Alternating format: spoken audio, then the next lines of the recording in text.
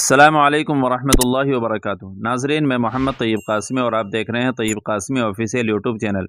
नाजरीन, कभी ऐसा होता है कि नमाज से पहले मोबाइल की घंटी बंद करना याद नहीं रहता और दौरान नमाज किसी के मोबाइल की घंटी बजने लगती है। तो कभी बंदा जेब में हाथ डालकर बंद कर देता है और कभी मोबाइल जेब से निकालकर घंटी बंद करता है। तो सवाल ये पैदा होता है कि ऐसे मोबाइल की घंटी बंद करने से नमाज फासिद हो जाती है या नहीं, और इस सिलसिले में उलमाए किराम और मुफ्तियान निज़ाम का फतवा क्या है। चुनांचे आज इसी फतवे को देखेंगे। फतवा शुरू करने से पहले ये गुजारिश है कि वीडियो को मुकम्मल देखें ताकि पूरी बात समझ में आ सके। चलिए फिर जामिया उलूम इस्लामिया अल्लामा मोहम्मद यूसुफ बिन नूरी टाउन का इस सिलसिले में फतवा देखते हैं कि उसमें क्या लिखा है। चुनांचे किसी ने सवाल किया है जिसका उन्वान है, नमाज के दौरान जेब से मोबाइल निकालकर घंटी बंद करना। सवाल: अगर कोई शख्स नमाज से पहले मोबाइल बंद करना भूल गया और दौरान नमाज मोबाइल की घंटी बजने लगे और वो शख्स जेब से मोबाइल निकालकर घंटी बंद करके वापस जेब में मोबाइल रख दे, तो इससे उसकी नमाज पर क्या असर पड़ेगा? जामिया उलूम इस्लामिया की तरफ से जवाब दिया गया है, आप खुद भी देख सकते हैं। नमाज से पहले ही मोबाइल की घंटी एहतमाम से बंद कर देनी चाहिए ताकि नमाज में खलल ना हो। लेकिन अगर घंटी बंद करना भूल गया और नमाज में घंटी बजने लगी तो एक हाथ जेब में डालकर घंटी को बंद कर दे। मोबाइल निकालना और उसे देखना दुरुस्त नहीं है।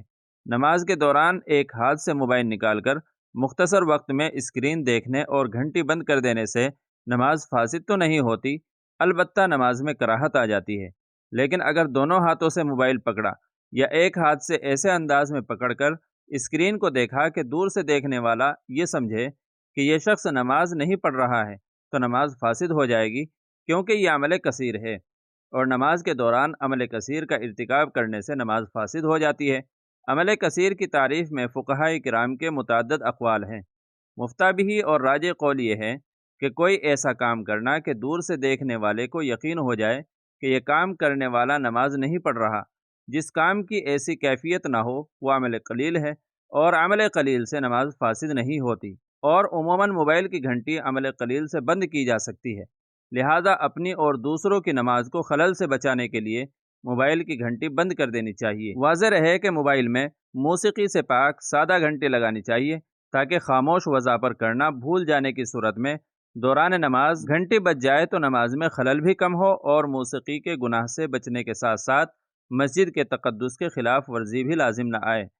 फतावा बय्यिनात में है, जब नमाज के लिए मस्जिद में आएँ तो मस्जिद में दाखिल होने से पहले ही मोबाइल फ़ोन या कम अज़ कम उसकी घंटी बंद कर देना चाहिए और उसको अपनी रोज़मर्रा की आदत बना लेना चाहिए।